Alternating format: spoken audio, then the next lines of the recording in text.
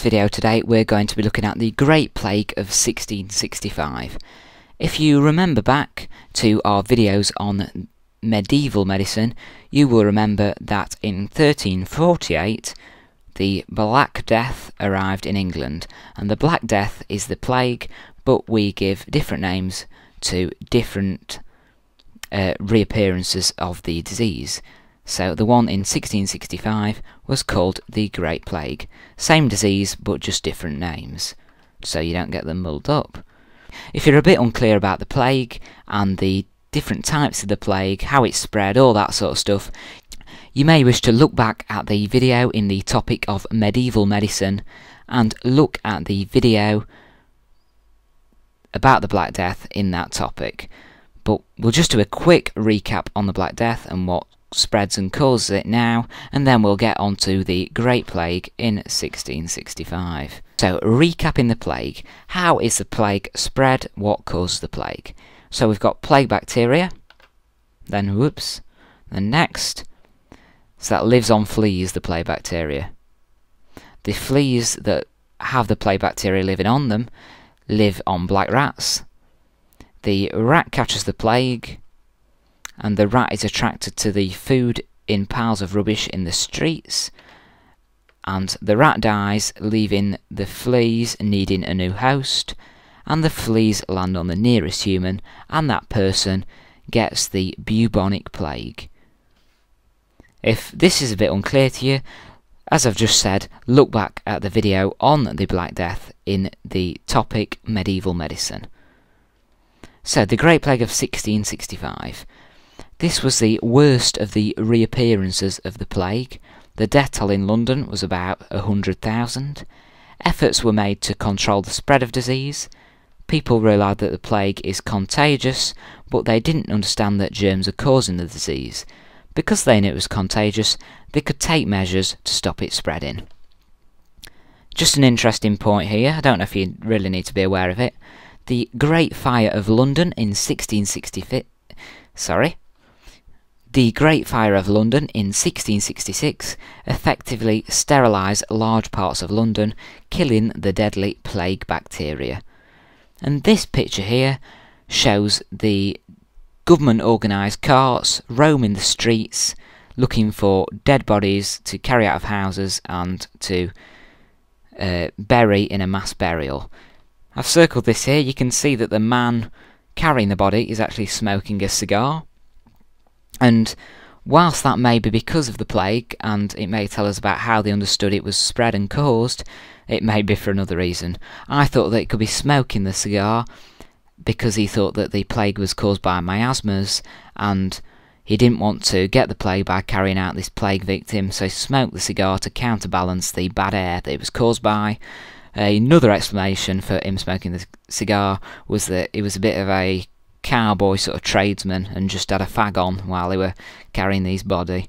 I think that would be a bit of a coincidence, and I think it's actually just that they were using that so they didn't get the plague, not just because they're a bit they're not very professional. So what measures did people take to stop the spread of plague in 1666? In 1665. In this video, we're talking about the plague in 1665. Don't confuse it with the Black Death in 1348. Let's have a look then. So, infected households were locked in and red crosses were painted on their doors with the words, "Lord have mercy upon us." Carts roamed city streets to the infamous cry of "Bring out your dead," collecting human corpses for mass burial in plague pits. Stray pigs, dogs, cats and rabbits were killed for fear of disease spreading. Wandering beggars and rogues were not allowed in the streets due to fear of them spreading the plague from place to place, travelling through different towns. To every infected house, 2 watchmen were appointed, one for the day, one for the night. The watchmen were appointed to stop people from going in or out of houses where people had the plague, and this would spread the disease if people did so. Examiners and searchers were appointed. These established whether members of a household had contracted the plague. If so, they would shut the house up for a month, and its inhabitants had to stay indoors. The last measure is the dead were buried at night in huge plague pits. Mourners were not allowed to attend the burials. So these here are just 7 measures that were taken to stop the spread of the plague in 1665. As you can probably see, people took more measures to stop the spread of the plague in 1665 than they did in 1348. They could deal with it better. So that's all the knowledge you need to take away from this video today. Here are 4 quick questions based on the content of today's video. You may wish to pause the video here and have a go at the questions yourselves. If not, carry on watching and we'll scribble down some answers together. Let's have a look at the questions. Number 1. People realised that the plague was something, but they didn't understand that something was causing disease. People realised that the plague was contagious, but they didn't understand that germs were actually causing disease. Why were watchmen appointed at infected households? Stop people going in or out and spreading the disease.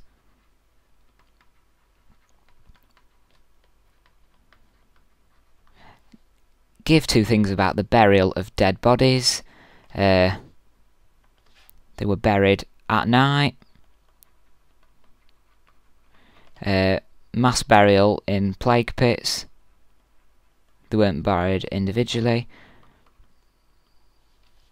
Sorry, that says bits. What am I doing? Mass burial in plague pits. And also, another thing I can think of, it did say 2 things though, is that the dead were buried but no family, friends allowed. No mourners, I should have said. Nobody was allowed to attend the burials. Last question. How did people know that a household was suffering from the plague? Red crosses. Painted on doors.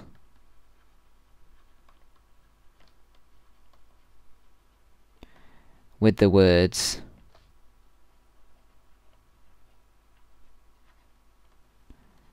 Lord have mercy